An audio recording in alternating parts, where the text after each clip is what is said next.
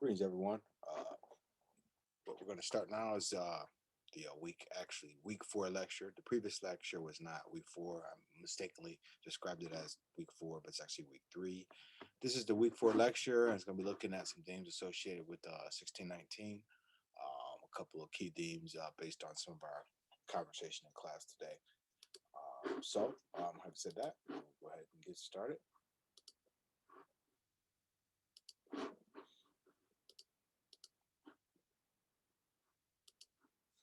All right, so as I mentioned, this is just looking at the topic of 1619. I mean, given the sort of recent sort of publication and some of the issues around it, we want to take a look at this sort of issue of history, right? There's a couple themes there that we've already sort of touched on some in class today, but we also will revisit some of those throughout the lecture as well. You saw these two images, so I won't sort of revisit this here. But you can just remind yourself of this sort of connection and this sort of question of depiction, these kinds of things. How might they matter in terms of how we remember and make sense of 1619 as this important sort of historical event? So what I want to do here is just look at a couple themes, right? One will be the Native American cultures, right? How they're sort of responding to and interacting with the arrival of the English. Another will be looking at the English themselves and maybe sort of investigating some of the motivations for sort of settlement here. And then, obviously tobacco as the sustainable commodity that will keep the Jamestown afloat, essentially. And then in that context, too, we start to talk about the arrival of Africans and how they sort of well, you'll see as we begin to discuss and unpack who they are, some of the themes that were brought up in class, as well as in the terrible transformation first 20 minutes of that documentary, will be reinforced here. We'll start with the Native Americans and the Iroquois Confederacy, right? So essentially, you did have a nation here, the League of Peace and Power, right? Right in the New York State, northeast area of the United States, right? And they have been a pretty serious political force. I mean, a nation essentially, right? Their nation is based on as early as the 12th century lunar eclipse, right? And their history is told through these special beads that essentially articulate their experience from their conception that coincided with this solar eclipse up through their sort of modern or I'm sorry, 16th, 17th century, right? So, but by the time the Europeans meet them in 1619, right, in the 17th century, you could see they've been around by that time for going on over 5 centuries. That's quite significant. I mean, nearly 5 centuries, I should say. But that's something, right? And the beads essentially were very valuable because they, in a lot of ways, conveyed the cultural experience and the memory and heritage and the people of these Iroquois of this League of Peace and Power, right? Um, and it's funny because the Americans early on, or at least are paying attention to this, right? These new English settlers in the colonies are starting to pay attention to this, right? Check out what Benjamin Franklin says in 1754, right? It would be a strange thing if 6 nations of ignorant savages should be capable of forming such a union and be capable to execute it for all ages, and it appears indissoluble, right? I mean, and that it should be impractical for 10 or a dozen English colonies, remember, are ultimately going to be 13, to whom it is necessarily much more advantageous, who cannot be supposed to want an equal understanding of the interest. Think about the snake, right? And sort of don't tread on me model, right? Of all the 13 colonies together, joined together, right? And the League of Peace and Power had already sort of articulated that vision and was very influential, despite the disparaging way which Ben Franklin describes the native folks, right, the Iroquois. But it's funny that this is just right before the 7 Years' War between the English and the French. Things are going to play out a little bit, right? But so the Iroquois at the height of their power. And we're starting to have an impact on the local folks. You can imagine with a sort of center base of power with about 12,000 people, as well as sort of expansionist tendencies in their own right, and very very powerful warriors that you can sort of see who they are, And one aspect of their culture, essentially, was these sort of mourning wars, right, where they raided local people, took captives, took vengeance on non-members, right? And you can imagine if you're Powhatan and the Algonquin, or even some of the other local groups, some of the other Algonquin, other native peoples who are living in the northeastern part of the United States, an eruption of the Iroquois and their power as well is going to have a ripple effect, right? Maybe to avoid these morning wars, you say, well, let me just go ahead and start heading further towards a direction where maybe away from this, essentially more peaceful lands, right? And this is how they run into the English right at the Atlantic coast there in Virginia. This is why they bump into them because the English are just coming there, sort of settling. And by this time, the Algonquin had sort of already had established themselves pretty effectively in the region, some century or so actually prior to the English coming, right? So this type of thing. So you can see there's some internal things going on in the Americas themselves that are really much playing a role in how all this is going to work out. You're not getting it if you don't take the time to sort of think this through and sort of consider these processes. The Native American point on it, if on a 1619 story, Native American story is the one. That's very much the central aspect of this, right? And that's why it certainly is our starting point, right? But why do the English want to come over here anyway, right? What's going on at home that's maybe sort of encouraging and is at work in the context of this expansion? I mean, because I wouldn't say that necessarily. Well, okay, well let's talk about this, right? For one thing, um, not long after the settlement of Jamestown in 1619, or the arrival of those Africans, I'm sorry, in 1619, Jamestown was established about just a little bit prior to that, right? But you have the English Civil War, you have the Long Parliament, right? So you have some interesting things going on in England in its own right. It's heading in the direction to become a commonwealth, right? But the English Civil War is going to be a fight. You got sort of a three-sided thing with the Scottish, the English, and the Irish. Or there's a sort of a push pull, and that's just sort of on the maybe more ethnic side, I guess, because if you bring in the issues of the monarchy and the lords or manors, and then you bring in folks that are more lesser folks, you start to see the multifaceted class issues that are at work. The questions of land come into play, and representation, of course, because the members of Parliament who will make the laws, essentially what Charles I does is said, no, I'm gonna stop y'all from meeting. I'm gonna close the Parliament. I shut down Parliament. I put a block on the door. You can't get in to discuss the laws of the day because they disagree with what I want you to do, right? And that was the end for many folks, right?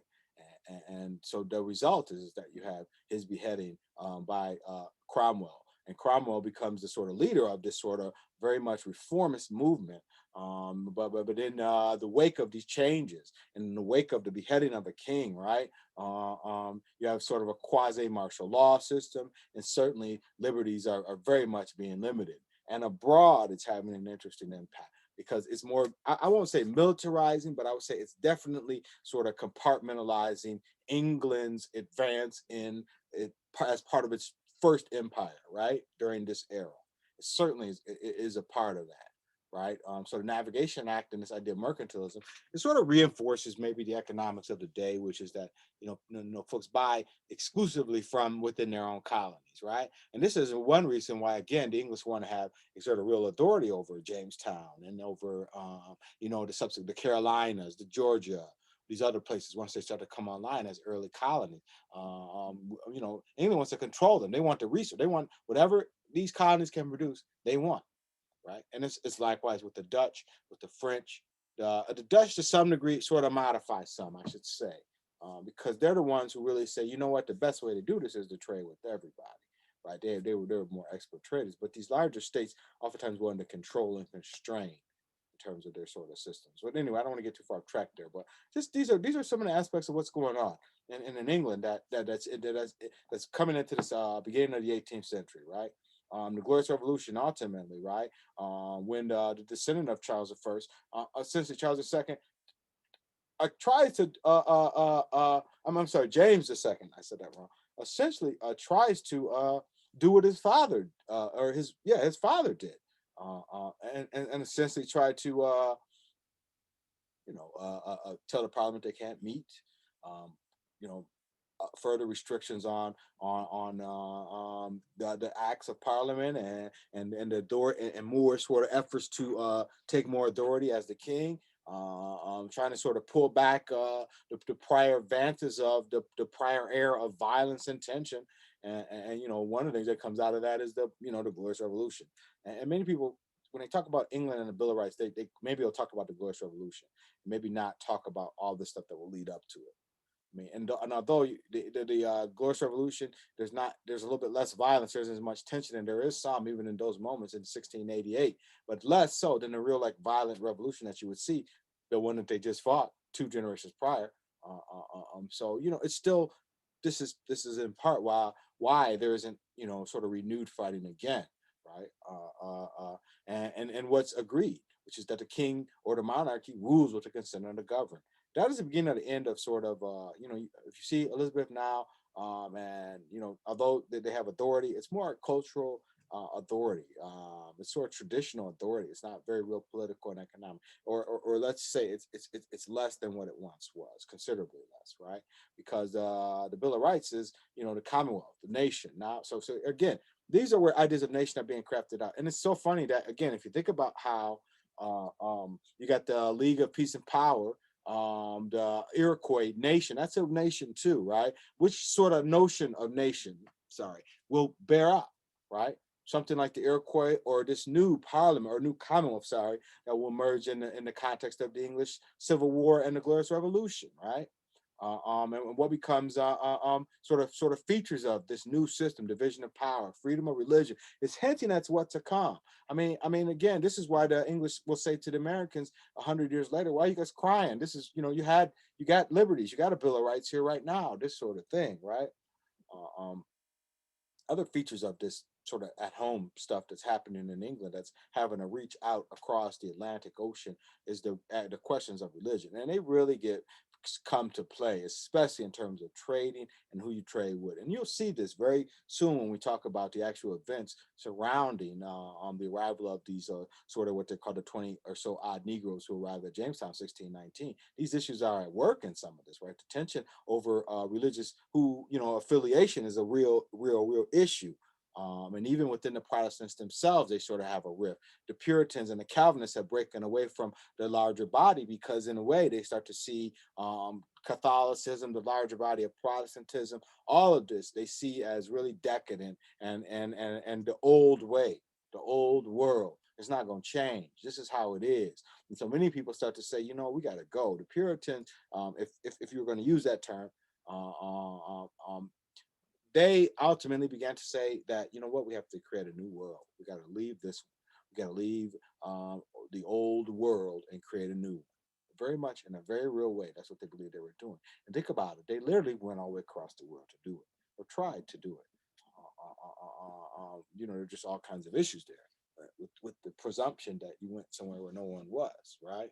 Uh, uh, um, with those kinds of things, right? So those issues, and even like if you go back to the moments of the beheading of Charles I there, prior to the Glorious Revolution, again, when he will resolve Parliament, it brings out some of these real issues that we're seeding issues around nation and around rights of people and these kinds of things. This is what Hobbes is talking about. This is why Hobbes writes his piece and starts to make his strong case that yeah, people need authority over them. They don't need all this other stuff. I mean, people need to be under the awe of the authority, right? It's okay for some order, for people to give up some rights to have some order, right? Maybe put a sort of a stronger argument for the monarchy than an absolutist power than it was for the Enlightenment ideas of liberty. But there you have it, and people just saying, what, we want to break away and form our own world, right? But it's in the wake of these kinds of questions, right? Uh, uh, um, and you see that there, the Scottish Highlanders, right, and their revolt against the Catholic impositions of the crown. So you can see the tension of religion right in the mix of that. And then the Irish Catholic landowners themselves, the Irish Catholics themselves, and their resistance to English land. That's a tension that's been going on for quite some time. And into the 19th century, it will really erupt. You want to know what some of the seeds of this is, 2 centuries prior. But this sort of economic relationship with the English landholders and the Irish working this land as a dynamic, right, is going to play out as well as some of you already know. I mean, by the time you get to the period of 1860s, America Civil War, people are running out of Ireland to get away from a famine that's killing many people. And all does this dynamic play into that which is known as this Great Potato Famine, as it's called, right? I mean, you have all these kinds of sorts of features. You could break away. I must get into some of that a little bit more, but for us, it's important just to see, in England in the 17th century, people are questioning liberty. They're thinking about these ideas of freedom and who should be free and who should not be free. Questions of class are at work. The authority of the monarchy is at work. Belief, religion. People are saying, hey, you should have the right to believe what you want to believe, right? Let's test it. Now, when we go to the colonies, we get to test it, right? We get to test it, right? And yeah, so you got like a going abroad. You got John Smith expanding territories, right? Against, I mean, and you got to remember, this is a competition. The French and the Dutch and the Native American and Native folks themselves are all in a competition. Folks have different desires of what they want to see become of this land and different approaches to it. The French were much more at a different sort of style. They would actually intermarry into some of the local native monarchies, right? By that I mean the Native American royal folks. They would try to intermarry in those if they could, quite frequently, right? But that necessarily wasn't the case for other groups. The English definitely weren't trying to do too much of that, right? And so then the life in Virginia and Chesapeake was a very much an isolated one, right? From other Europeans, from native groups, right? And just sort of, we got to have something. If we don't start figuring out a crop to sustain us, we're going to be in trouble, right? And it did sort of equate to some aspect of female power. I put it as a question because it's still within the parameters of this very sort of system. You have to see it, but and by that I mean, on one side you got shrewd widows, because men are dying off left and right. If you remember from the terrible transformation documentary, right? And the wealth that tobacco could produce, right, on the other side, could allow men to import wives at the cost of about 120 pounds of tobacco per woman, right? So you can see the cost associated and the commoditizing of people that's at work, right? Commoditizing of women that's at work. And this is a feature of this, right? But I mean, the other side of that is to sometimes some of these folks, when the male hair dies off, or whatever, they keep the women keep their land and are able to maintain it over time. So you have some of those kinds of dynamics that are worth sort of investigating, right? And yeah, Jamestown established, I think I don't know if I said 1607 there, but that's the date when it's established by the Virginia Company, right? And it's the first sort of settlement of the English in the New World, right? This first footprint. I think it is prior to the other one, Roanoke or what have you, the one that a lot of those settlers disappeared. And the mystery around that is disease. I mean, it's the disease and it's death, it's mortality. It's the same thing that's killed folks in Jamestown, right? And that's killing off people left and right. It's hard to survive, right?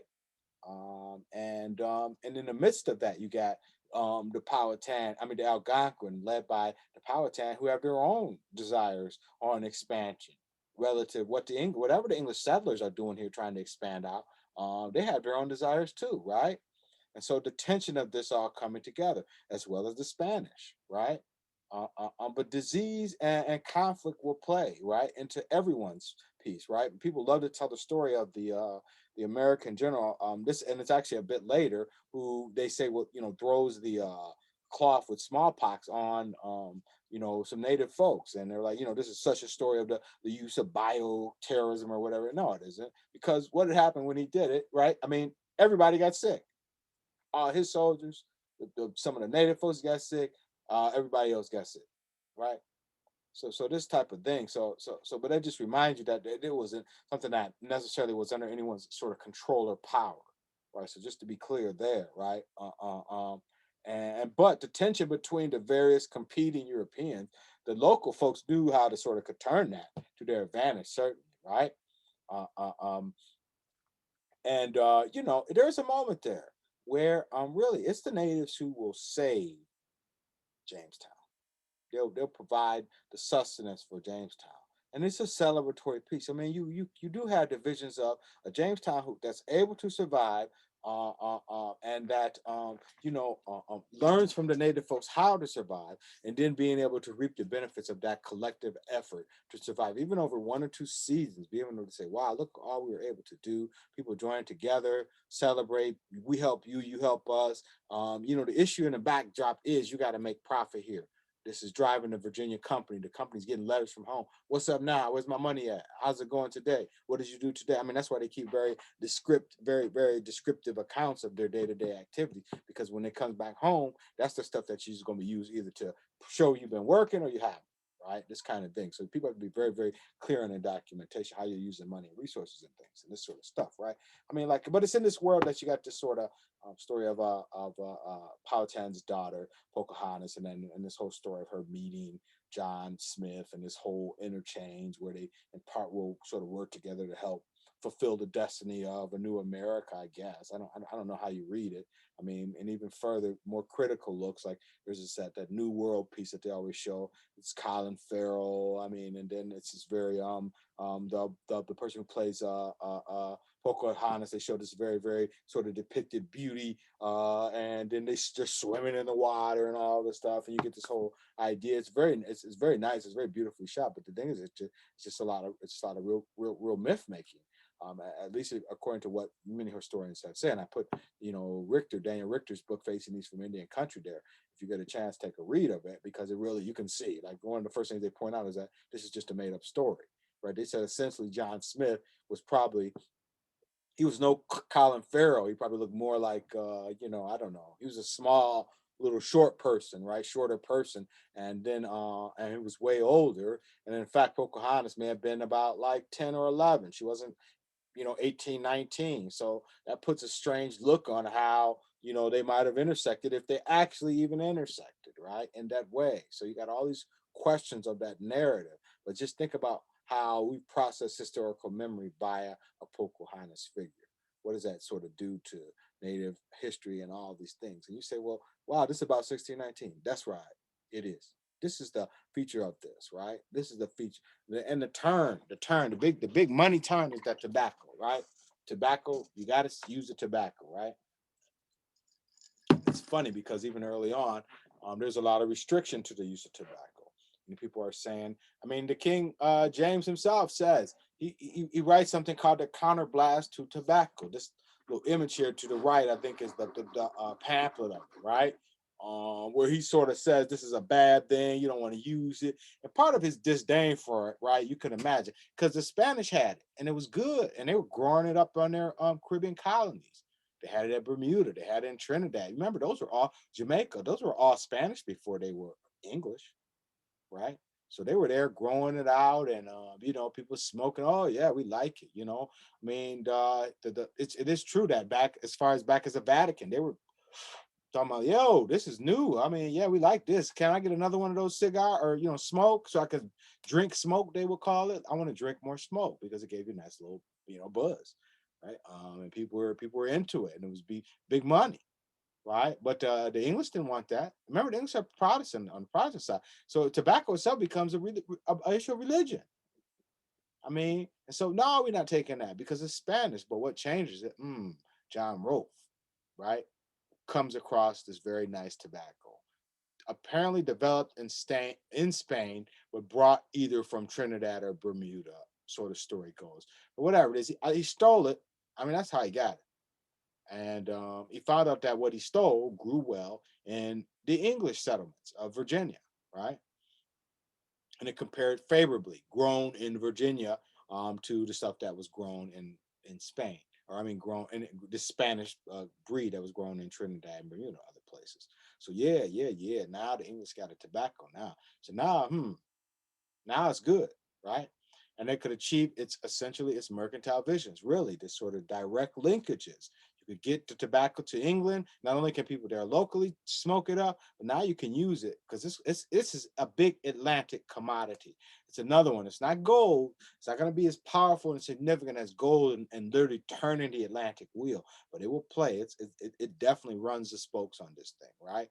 Because it starts to really impact. Because what do you need when you start growing tobacco? Well, you need folks to work the land, right? And so now the question of land in the Virginia lowlands really is going to come into play. But it doesn't change the dynamic. You still got a Powhatan who wants to expand. You still got the questions of folks who you're going to get to work this land. This is all still features of this discussion and this argument. But the tobacco is a hint as to what's coming, right? Because even if you look at just sort of down the road, 1616, 2,300 pounds, 1639, 1.5 million. Fast forward to about 120 some years ahead, 100 million pounds. And guess, yes, English slave trading that figures central here. But look at that. I mean, that's a jump of 100 years plus. That's almost 100 and 150 years nearly, 130 some years that we get to a point where it becomes dominant. I mean, it's quite a significant leap there. So you just have to be clear about that kind of thing, right? 150 years, yeah, you know, um, and yeah, because the folks still weren't. Remember 1622, okay, and tobacco starting to grow. You getting a yield, but what happens? I mean, the descendant of Powhatan says, y'all, I don't want you here. And I've come to drive you English to the sea, and here are my warriors, and here we are to do it, right? And things are looking abysmal. But the change is that they got at least got the tobacco. Uh, um, but the thing is that it's a shift that's afoot, right? Because now the Jamestown population starts to grow, but the population of the local peaks folks begin to die, right? You could see the dynamic that's beginning to take shape there, right? But the tobacco is a big thing. I mean, it's an international commodity to trade, right?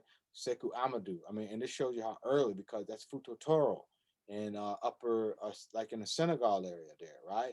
That's an early Futa or jihad, or I don't know if jihad's not the right way to say it, but a state that comes, a reformist state, I guess let's call it that, in Sudanic Western Africa, reformist state in Sudanic Western Africa, right? And that's one of the early ones, right? You had a whole bunch. They go as far as Nigeria. They get into the Cameroon. Very, very significant history in its own right. But so Sekou Amadou, he wants it because people are buying it, right?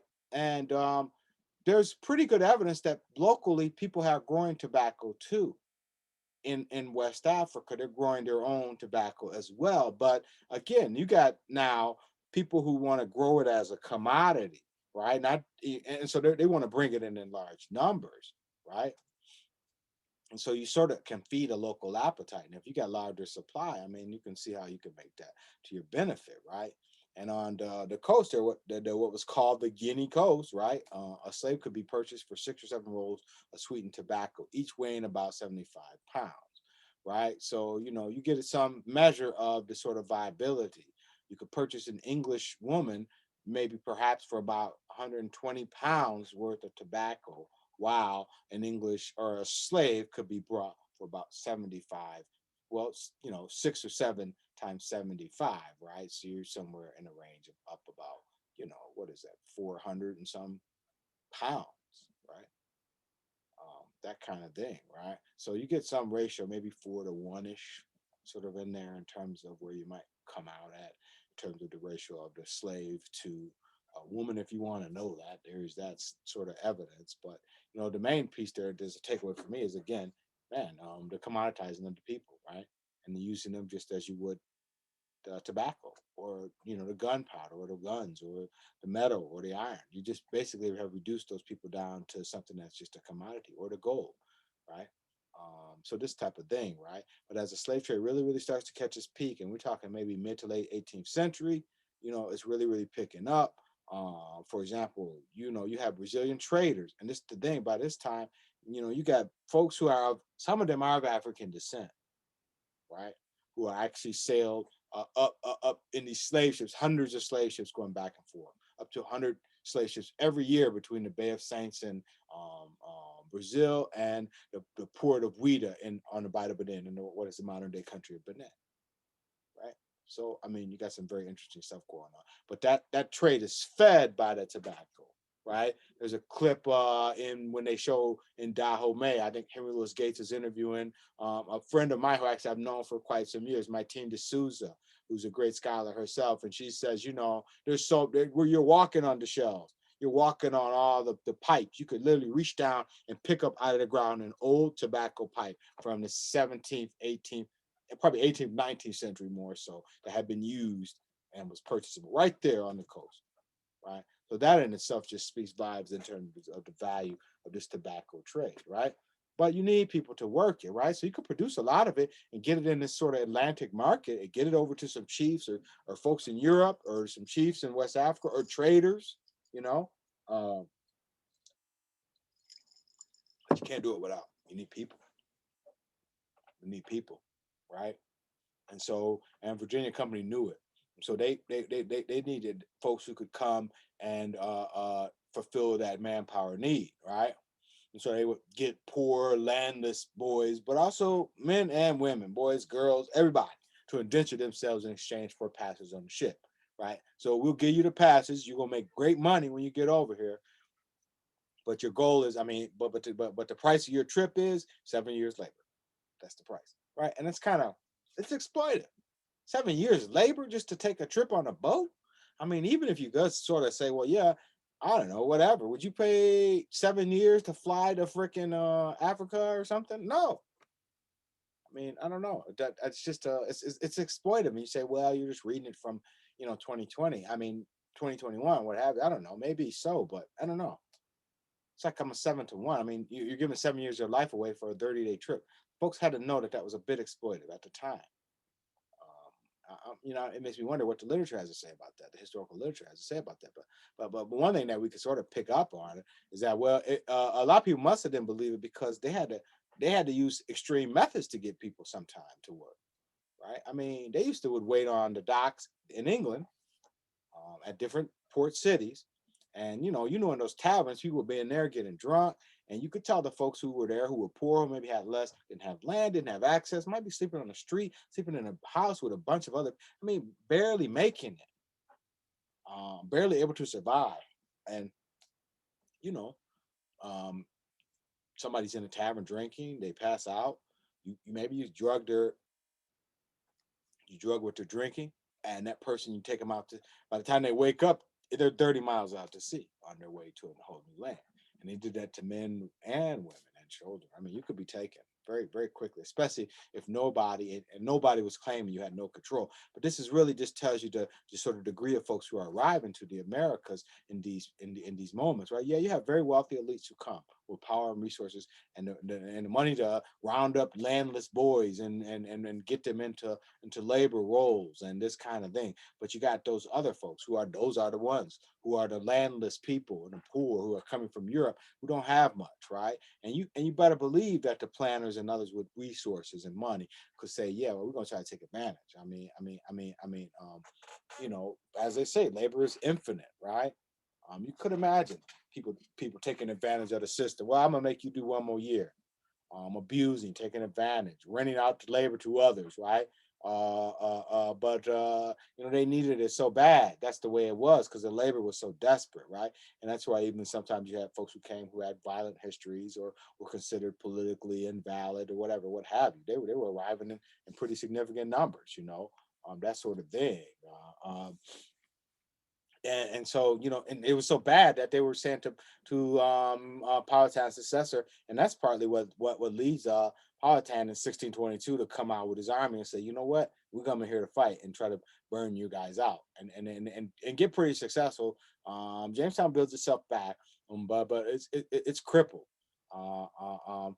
Because they asked him essentially to send whole families from the tribal villages to work on the tobacco plantations, and they weren't going to do it because I mean you could see the successor himself sort of looking at this and saying, "Well, man, I can't.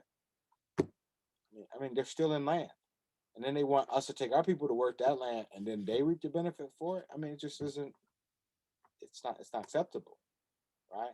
And then that's where that's where the Africans. That's where the Africans are. This is how they're coming in. This is what they're coming into. Okay, and I mean, if you remember our discussions from prior, about this sort of look at but Congo cosmology. And I'm only emphasizing them because the large numbers of people who are coming from West Central Africa in the early era of the sort of transatlantic exchange, right? The early era of it that was bringing indentured servants, right? That was a part of it. If the gold was coming out of the Gold Coast, has a sort of mobile feature. The indentured servitudes and slaves are starting to come out of West Central Africa in very, very high numbers, right? And you have a growing trade, and the tension there locally is part of it, right? The Ndongo people, if you ever heard of Queen Njinga, who fights the Dutch and the Portuguese and the Dutch. I mean, she's a pretty fierce resistor in her own right, right? But the Ndongo people, the Bakongo people, these folks called the Mbangala, who had a reputation as cannibals and as slave traders that the Portuguese, of course, would find and hire to do all this sort of horrible stuff to round up people, right? So you're in a chaotic state, not to mention the disruption that's being caused by generally the Catholicism and its intersection with local spirituality and belief systems. The disrupt. I mean, there's just a whole bunch. There's a real tension there. That's starting to erupt, and the result of it is war, and the result of the war is captives, and captives that can be rounded up and sold away, right? So this is what you have. This is what you have. This is what you have as Angela, who's Luanda, and that's another group who lives there, right? Who's this, baptized as an Ndongo, and in Africa, right?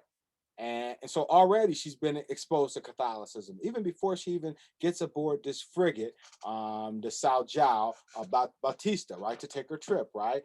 I mean, this is what you see by these names of these people, which include Vasconcelos and others who are it's making a case for the Portuguese, the Spanish, and the Catholic footprint that is very well established and is attempting to become even more established in West Central Africa. From about the 1480s on, right? It's been really working this with varying success, right? But in the midst of war and in the need for laborers, right? But the needs of laborers, the little penny, little tobacco that Virginia is just waking up to is minuscule compared to the mines of Brazil or other places in Latin America. Some of the growing sugar economies that begin to take shape and other sort of commodity plantations on various Caribbean islands, right? Other kinds of things, and it's new. It's not as tight as it will be, but you could say for sure that you got a pretty vibrant slave system in a lot of places. But what's happening in Virginia is sort of on a small, right? And the Caribbean is where you want to take those people. If you're going to make money, you're going to the Caribbean, right? And so that's where they're en route to, because that's where the money is. So they got a ship full of people, and they're heading in a certain direction, right? And someone comes across them and says, "Hey, look, you know, they're enemies, the Dutch and the English, who have been their enemies, right? And the Dutch and English fight each other too. But in this moment, they could commonly maybe find an enemy here in this ship, right? So they stop the ship, jump on board it, take 50 or so people from the ship off the ship, and then the other people they sent to Veracruz, right? And then so out of the 50 or 60, 20 or 30, 20 and odd Negroes come aboard a Dutch man of war separately and are engaged in this process where they get purchased, right? There's a handful of others, right? Who one person aboard the ship says, you know what? We got hot cargo. We stole this cargo. This ain't really ours. We stole it. So we better get out of here, because if the Spanish catch us, they're gonna tear a hole through us, and that's for sure. And so like the idea is like, let's go, let's run. And so now you got to get back down the seaboard and get rid of these remaining folks. So that's what they tried to do, right? They take some back to Bermuda. They take a few, including this Angela, um, to Jamestown. About a year or so later, they come and show up, right? And I'm mentioning Angela because her experience sort of represents something about how freedom is going to be defined. We've already sort of hinted at the tail end of that, which ultimately gets to legislation that says anyone born of an African woman could be considered a slave, right? But there are other features of this sort of freedom too that will play too. So that's why I don't say central to defining enslavement, because they aren't, right? And that's the thing, because even in these early period, right, the first generation or so of Jamestown, right? Well, not maybe say second generation. Jamestown was established 1607. By the 1630s, 1640s, you already see what has already started to happen. That's about generation, right? Because by then you got a population that's already started to grow. And by the time you get to the 1660s, 16, there's another generation more. There, 30% of the entire population on the Eastern Shore, as part of this Virginia settlement, are black and they're free. Very interesting, isn't it? Right? And yeah, their presence subverted the logic of slavery in the eyes of free black and white alike, because it reminded folks, it's just a reminder of something, right? I mean, these were very interesting folks, and I only mentioned their origin from West Central Africa. I think it's valuable and valid to make the case that they're holding on to notions of this identity, right? But let's be careful. I mean, I don't want to call them completely coming here as 100% capturing elements of their own cultural experience in West Central Africa and bringing it and resetting it up brand new here. I know I'm not. That's not necessarily what I'm saying. And you can see features of Native American identity and even English sort of creeping into what these folks are doing, right? So their identity maybe is more transactional, and that's sort of the way I use that term there to describe it, right? But some of it was African. A good portion of it was African, because what did they name the tract of land that they settled on? Angola, right? So that for me is quite significant, right? And again, this sort of centrality of women to defining the parameters of freedom, right? Ultimately, when it comes to things like taxation, when it comes to the law, when it comes to society itself, so goes the parameters of African womanhood and freedom, so goes the whole piece, right? Um, um, but again, all this hints at something, a path to modernity that avoided the enormity of slavery and its contemporary legacy. That's a very, very important piece of this, right? It reminds us that there was a potential for a different version of things.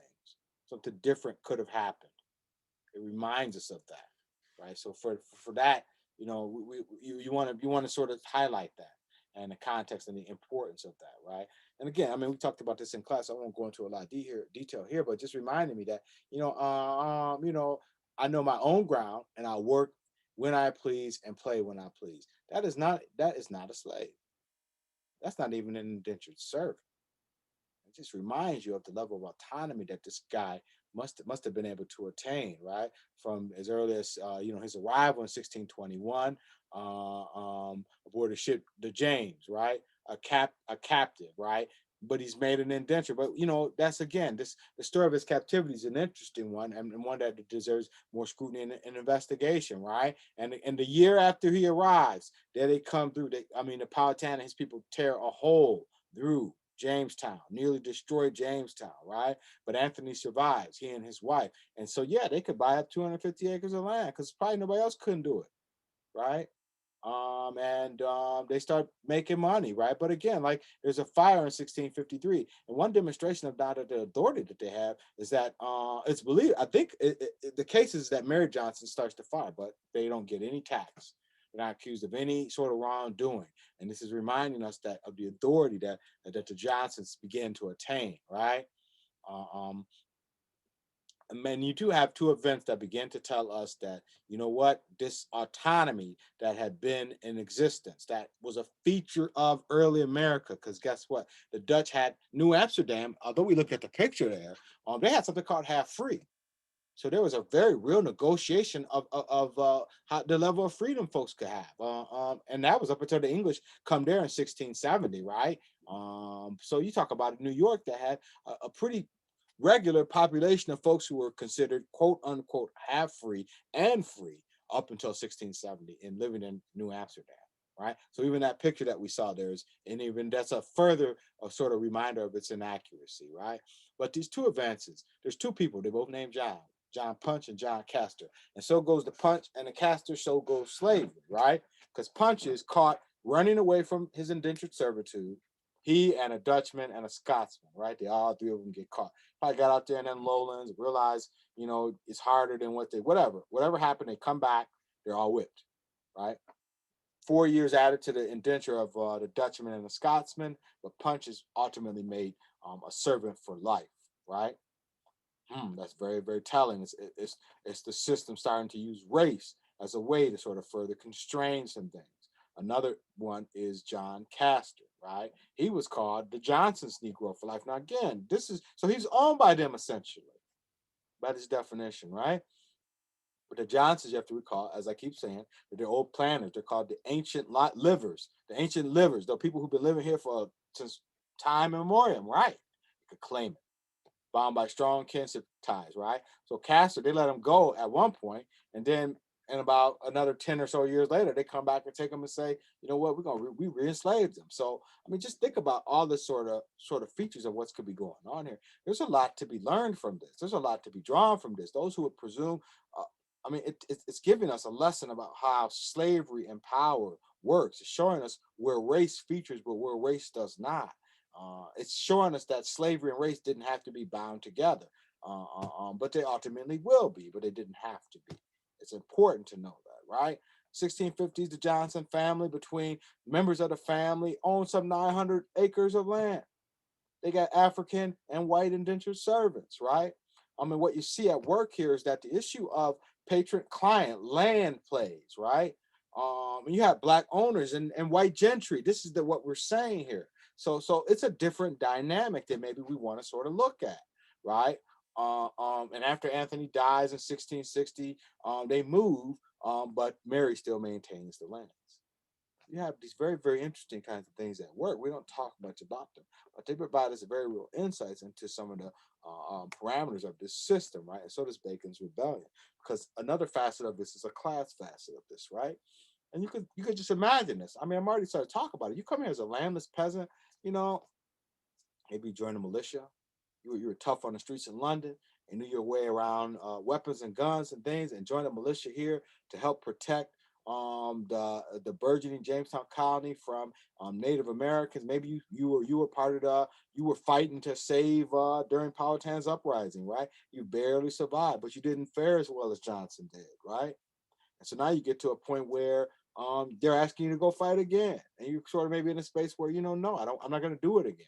I don't. I'm resisting this kind of thing. My descendants were all people who fought in these early things, and now my family, our relatives, we want land, we want promises, we want commitment. Maybe you're not getting this, right? Maybe you haven't moved up the ladder in those generations. Maybe you haven't occupied much land to grow good amount of tobacco, right? And so somebody wants you to go fight again. And you're like, I'm not gonna go do that.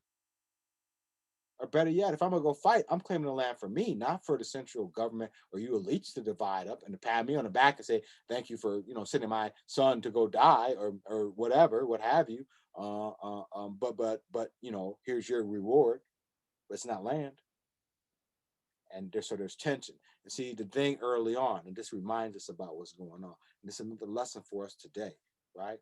The grandees and versus the frontier man and indentured servants of African and European descent. Because you see what starts to happen, and everybody wants to poison this one. This is the one they want to keep quiet. This is the one they always don't want when you start having African and people of African and people of European descent, Black Americans, white Americans, starting to come together around the common flaws of exploitation. I don't mean in the way that conspiracy may set folks together.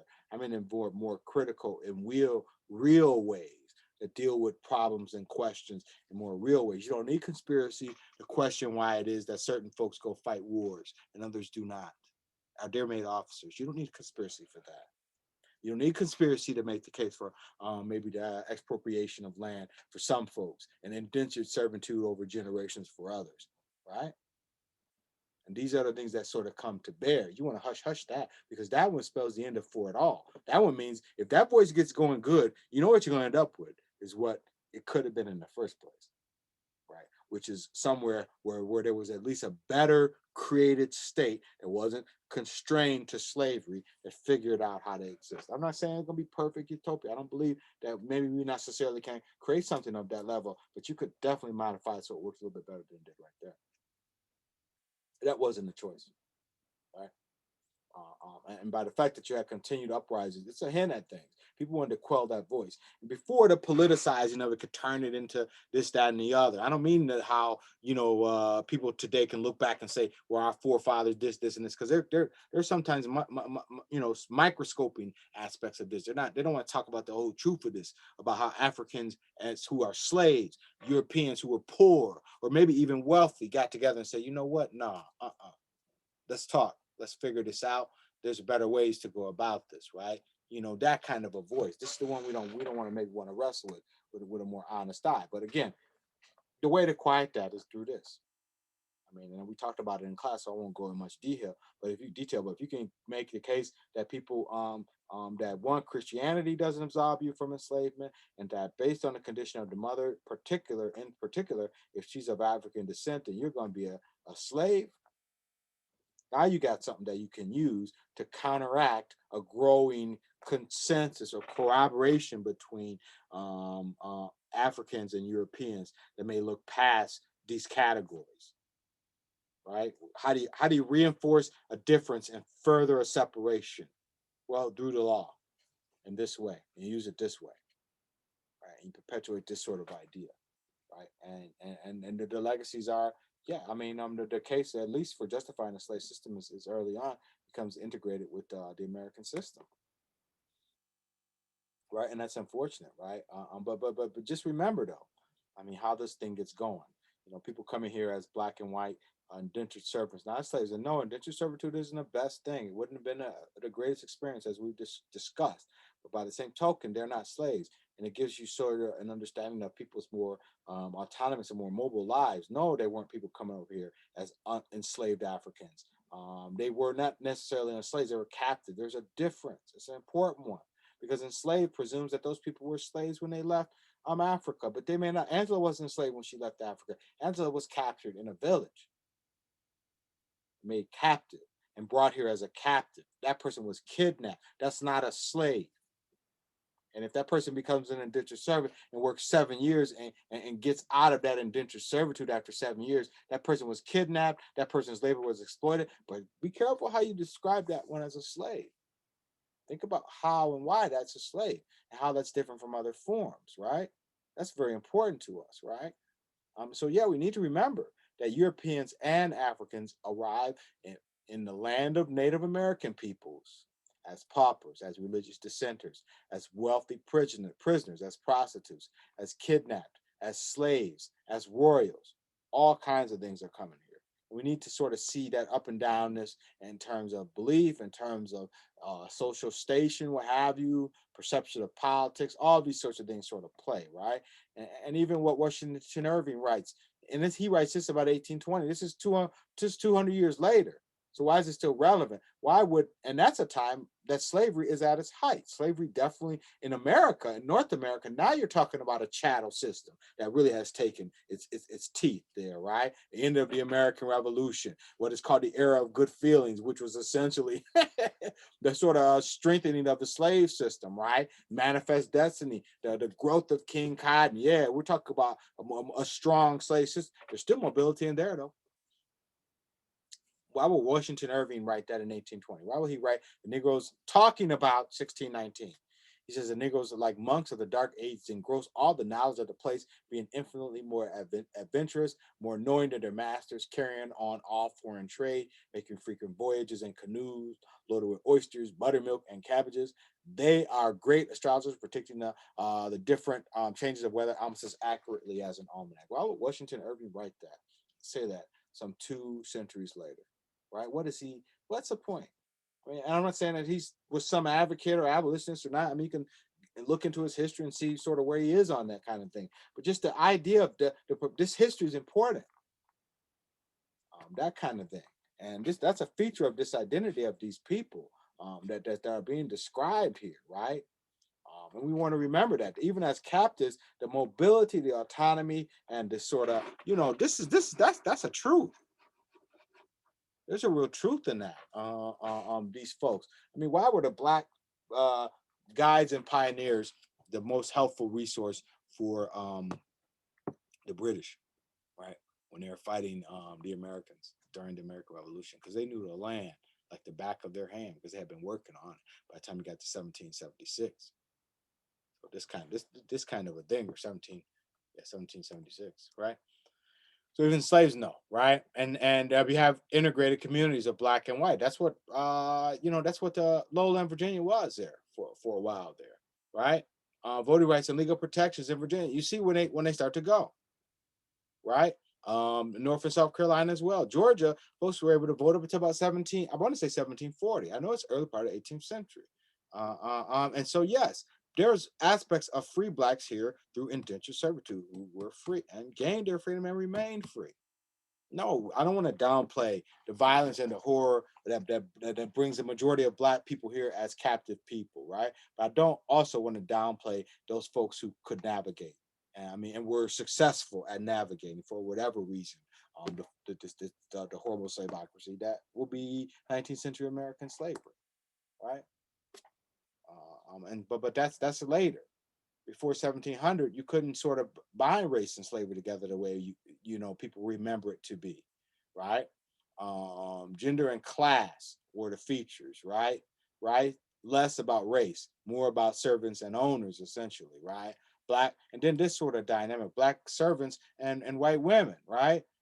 Servants and aristocracy ran away together, played together, revolted together, mated and married. We can sort of readily construe the dynamic that has the black man as the power, and I'm sorry, the white man as the power, and in the relationship with a black woman, right? We don't necessarily see a black man and a white woman in these early relationships, because it would have really meant something in terms of the shift and the tension around power, aristocracy, resources, land, other things, right? But what Lerone Bennett there writes about is very, very credible, because, and how do we know it's true? We're all the offspring. What these folks' offspring, what we become known as these sort of Atlantic Creoles, right? They blurred racial lines in early colonial Chesapeake and beyond. And they did, as Irberlin reminds. They blurred those lines. Those lines become very, very blurry in the end. So that's this section and discussion on 1619 and the